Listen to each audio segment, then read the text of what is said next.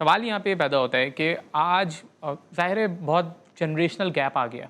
20 سالوں میں دنیا اتنی تبدیل ہو چکی ہے جو 200 سال میں تبدیل نہیں ہوئی تھی. تو ظاہر ہے والدین کسی اور کلچر میں پلے بڑھے اور ان 20 سالوں میں کلچر بالکل ہی تبدیل ہو گیا. تو ایک بہت بڑا گیپ آ گیا. تو ظاہر ہے بچے والدین سے جو ایکسپیکٹ کرتے ہیں وہ والدین نہیں کر پاتے. والدین جو بچوں سے ایکسپیکٹ کرتے ہیں، جو ویلیوز ایکسپیکٹ کرتے ہیں، بچے وہ ویلیوز لوز کر چکے ہیں. یہ اس کا کیا کیا جائے پھر؟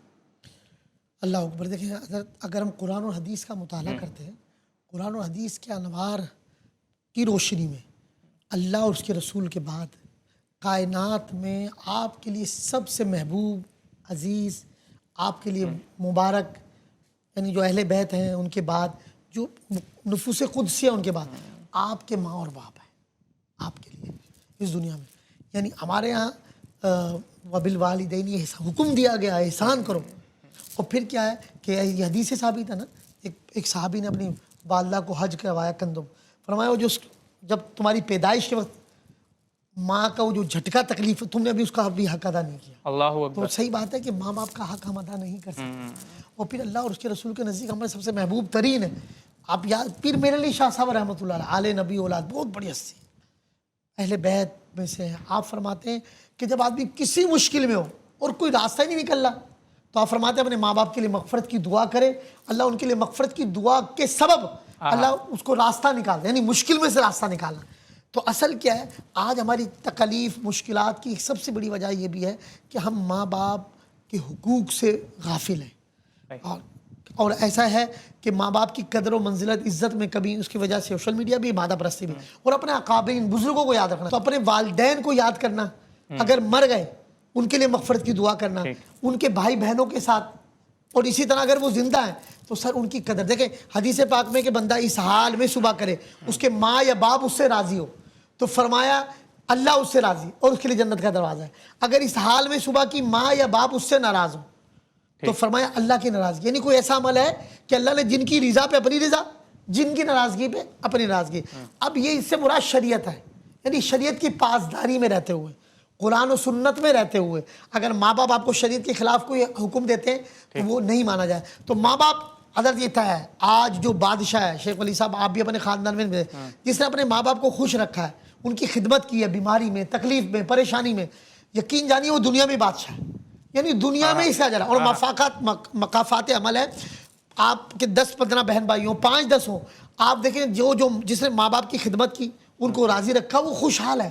اور جس نے معاذ اللہ ماں باپ کی بد دعائیں لی، ان کی دل آزاری کی، چاہے اپنی بیگم کی وجہ سے یا ظالم معاشرے کی وجہ سے، کہ آج دوستوں کی اہمیت ہے، ماں باپ کی اہمیت نہیں. یہ غلط ہے. آج صحیح آپ کی زوجہ ہے، بچوں کی ماں ہے، اس کے بھی حقوق ہے، لیکن اس کے سامنے ہم نے ماں باپ کو ذلیل نہیں کرنا. ہم اپنی بیوی کے سامنے ماں کو گالی دیں، اپنی بیوی کو راضی کرنے کے لیے ماں کو آنکھیں دکھائیں. اسی طرح آج کی یوتھ نوجوان کیا ہے، انہوں نے ماں کو نوکرانی بنایا ہوا، کپڑے دھلے ہوئے ملے، کھانا وقت پہ ملے، فریش گرم، ان کی چیزیں وقت پہ رہیں. تو یار کیا ماں نوکرانی ہے؟ باپ کو بھی دیکھ لیں، وہ صبح سے شام تک اس کو یہی ہے کہ مجھے گھر کا مکان کا کرایہ دینا ہے، مجھے اپنے بچوں کے اسکولوں کی فیس دینی ہے، مجھے اپنے بچے. یعنی ماں باپ تو سمجھ لیں وہ تو دن رات ان کی کیا ہے کفالت، صرف کیا ماں باپ اولاد کو. تو کتنی بڑی رحمت ہے ماں باپ. تو خدا را جن کے ماں باپ زندہ ہیں ان کی قدر کریں، اور جن کے ماں باپ مر چکے ہیں ان کے لیے مغفرت کی دعا کریں. تو یہ ایک راستہ ہے نجات کا، یہ راستہ ہے بخشش کا. یہ آپ حسران کریمین کی زندگی دیکھیں، اپنی والدہ سیدہ طیبہ طاہرہ ماں خاتون جنت کا ادب، مولا کائنات حیدر کرار کا ادب، مولا کائنات کی والدہ حضرت سیدہ فاطمہ بنت اسد. آپ دیکھیں مولا علی نے ان کی کیسی خدمت کی ہے. تو ماں اور باپ کو راضی رکھنا، ماں اور باپ کے حقوق ادا کرنا، یہ ہم پر لازم ہے. اور یہ یوں بھی کرنے اگر ہم نہیں کریں گے، آج جو شخص نقصان میں تکلیف میں، خدا را اپنے ماں باپ کو راضی کرے.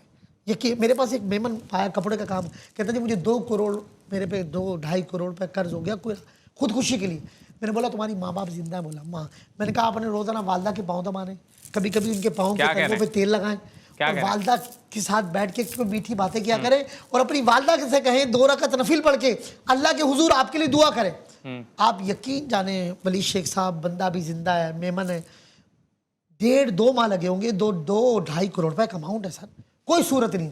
اللہ تبارک و تعالیٰ نے اس کو نکال بھی دیا اور آج پھر وہ کروڑ پتی ہو گئے. تو ماں باپ کی دعائیں بھی لیں، ان کا ادب بھی کریں، ان کا احترام بھی کریں، ان سے عزت بھی لیں. اگر کہیں وہ غلطی کر بھی جاتے ہیں نا بڑے، درگزر کر دیں. غصہ چڑچڑاپن آ جاتا ہے بعض اوقات. ہاں یعنی وہ اپنے حقوق ادا نہیں بھی کر رہے, اس کے باوجود اس کا مطلب یہ نہیں ہے کہ آپ ان کے حقوق ادا نہ کریں. لیکن یہ ضرور پیغام دوں گا کہ ماں باپ کو بھی چاہیے ان کو اولاد کے حقوق پتہ ہونے چاہیے.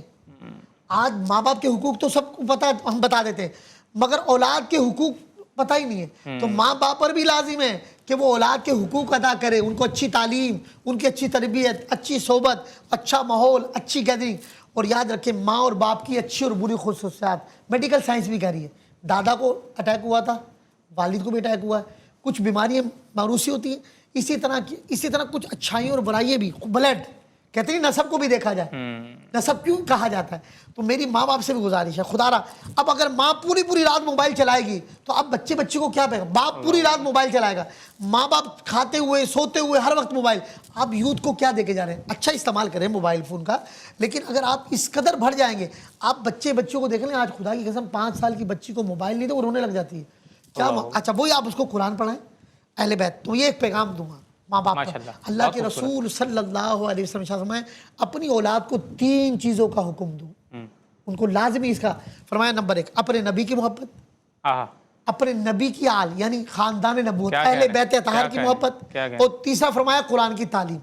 آپ دیکھیں آج وجہ کیا کسی بھی چیز کی محبت پریشانیوں کی, نہ نبی کی محبت ہمارے پاس, ناموس رسالت, عقیدہ ختم نبوت کا تحفظ, حضور کی سیرت, حضور کا کردار رحمت للعالمین, حضور کی امت سے محبت. پھر اپنی اہل بیت پتہ ہی نہیں ہے, حضور اہل بیت کا خانوادہ پتہ ہی نہیں ہے.